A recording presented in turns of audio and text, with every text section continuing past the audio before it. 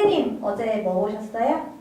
먹방, 쿡방에 이어 집방이 인기를 모으고 있습니다. 코로나19 상황을 맞아서 생활 패턴이 많이 바뀌고 있잖아요. 집에 있는 시간이 많아지고 그러다 보니까 뷰티, 패션에 대한 관심이 줄어든 대신에 집, 살림살이 이런 것에 대한 관심은 더 높아지고 있는 거죠. 요즘은 이제 코로나19로 인해서 집에서 간단히 요리해 먹을 수 있는 즉석 조리 식품들이 이제 많은 사랑을 받고 있고 배달해서 먹는 분들도 많으니까 배달 업체가 이제 성수기를 맞고 있는 거죠. 집 꾸미기를 위한 소소한 제품들도 많이 팔린다고 하더라고요. 크게 투자는 못해도 뭔가 이제 바꿔보고 싶은 마음. TVN 신박한 정리도 어떤 의미에서는 집방의 일환이라고 볼 수 있겠죠. 쾌적한 집을 원하게 된 거잖아요. 집방의 선두주자는 단연 그 2002년에 방송된 일요일 밤에 신동엽의 러브하우스죠. 그 러브하우스의 테마곡 미술관 옆 동물원 OST 중에 시놉시스 따라라라따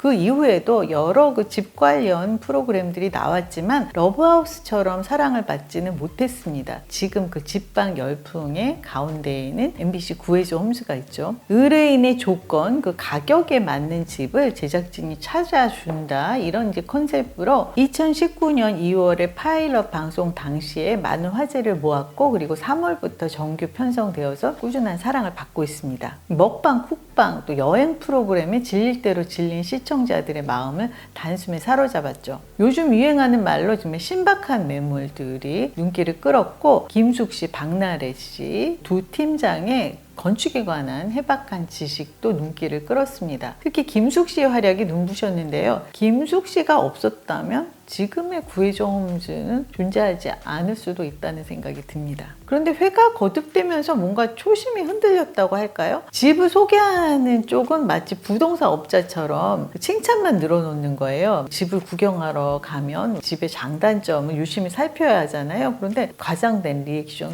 와, 반대편에서는 지적을 하고 깐죽거리고 트집 잡고 이런, 원래 이제 집을 보러 가는 사람이 지적을 해야 되잖아요. 이건 이렇다 저렇다.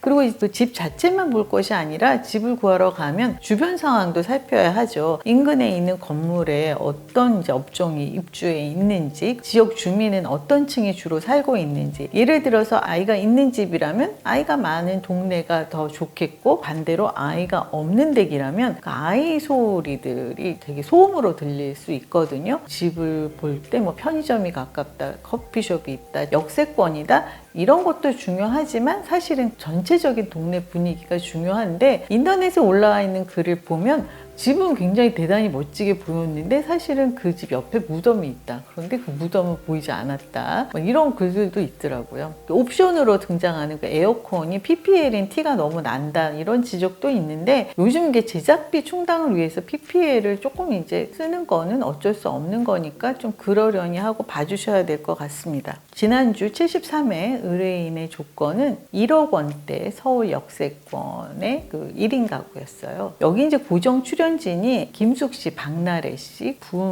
양세형 씨, 또 노홍철 씨, 장동민 씨 이렇잖아요. 그런데 73회에는 신봉선 씨하고 양세찬 씨에다가 새로 앨범을 발매한 이제 가수 소유 씨가 나왔습니다. 소유 씨 말고는 이제 다 개그하는 그 방송인들인 거예요. 시청자들이 계속 꾸준히 그 요구를 했어요. 적절한 조언을 할 수 있는 건축가나 인테리어 전문가를 좀 이제 초대했으면 좋겠다 이러는데 시청자의 요구를 이제 가볍게 무시해 치운 그런 라인업입니다. 전체가 다 방송인. 어떤 분위기였을지 짐작이 능히 가시죠. 1인 가구이고 1억 원대이니까 좁은 공간을 효율적으로 잘 활용한 그런 집들이 소개됐는데 이제 스튜디오에서 그런 얘기가 나오더라고요. 나도 저런 집 살아보고 싶다. 나도 저런 집이 로망이야. 그런데 저희가 거기 나와 있는 분들이 어떤 집에서 어떻게 살고 있는지 다 알잖아요. 그렇게 넓은 집에서 사는 사람이 저런 데서 사는 게 로망이야. 이게 공감이 전혀 안 되죠.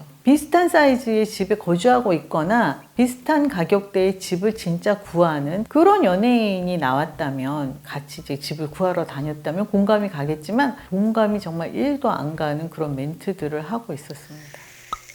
집 소개 프로그램으로는 EBS 건축탐구 집도 있습니다. 이게 후발주자 같지만 구해줘 홈즈하고 비슷한 시기에 출발해서 시즌제 프로그램인데 지금 이제 시즌 3가 방송이 되고 있습니다. 여기서는 이제 건축가들이 소개를 맡고 있어요. 이 구해줘 홈즈를 보면서 뭔가 이제 전문적이지 않다, 아쉬움을 느끼신 분들, 집 구경하는 거 좋아하시는 분들은 이 건축탐구 집이 훨씬 끌리실 것 같아요. 건축 자체에 이제 중심을 두다 보니까 아파트, 오피스텔, 빌라 이런 이제 공동주택은 거의 나오지 않고 있습니다. 첫 번째 여정은 한옥에 살고 싶다. 고택이 나왔었고요. 2회에는 도심 쪽방이 나왔고 3회에는 건축가 문훈 씨 그리고 수의사 설채연 씨가 함께 개하고 고양이하고 함께 사는 집을 찾아다녀 보기도 했고 최근에 보고 제가 좀 인상 깊었던 집은 인천 제재소를 허문 벽돌 2만 장을 들여서 지은 그런 도예가의 집이었어요. 그리고 왜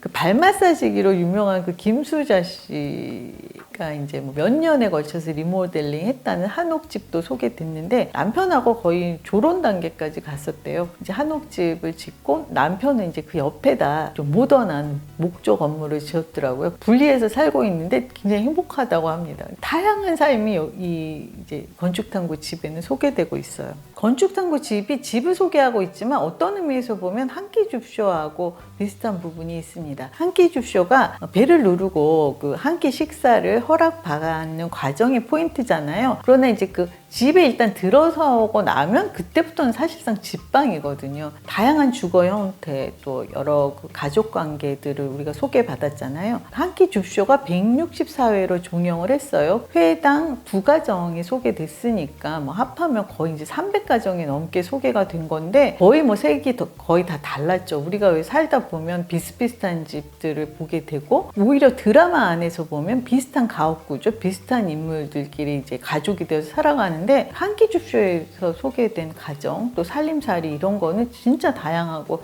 색깔이 다 달랐죠. 건축탐구 집도 초기에는 한 끼 줍쇼처럼 그 집에서 이제 주인이 해주시는 뭔가를 먹으면서 주인들하고 얘기를 나눴어요. 가치관이라든지 이 집을 짓게 된 이유 또 삶의 철학 같은 거를 들을 수 있어서 좋거든요. 근데 시청자 중에는 사람 사는 얘기 그만하고 집에 대한 정보만 좀 알려달라 이런 분들도 계시더라고요. 근데 이제 저는 그런 사람 사는 얘기가 좋은데 그 시청자의 요구가 다 다르다는 것도 재밌습니다. 8월 18일하고 8월 25일 그 2부작 SBS 나의 판타집 파일럿 프로그램이 방영됐습니다. 판타집이라는 거는 내가 살고 싶었던 그 워너비 하우스를 말하는 거라고 합니다.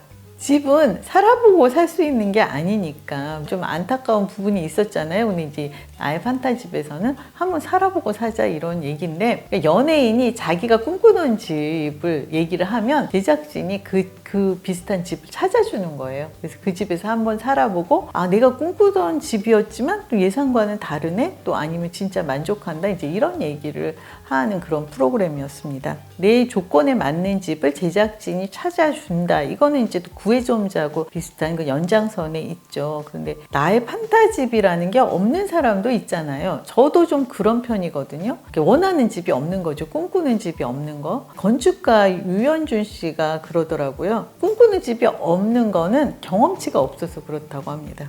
획일화된 삶이어서 원하는 게 뭔지 모른다는 거예요. 이 노래를 듣다 보면 플레이리스트가 생기잖아요. 경험치가 없다 보니까 공간 플레이리스트가 생기지 않는 거죠. 저도 그런 것 같아요. 저희 집이 35년째 살고 있어요. 그 집에 와서 아들을 낳았거든요. 무슨 대단한 집도 아니고 아파트인데 35년째 살고 있어서 진짜 살림도 다 오래된 살림이에요. 얼마 전에 에어컨이 고장이 났어요. 그래서 봤더니 1997년 제품이더라고요.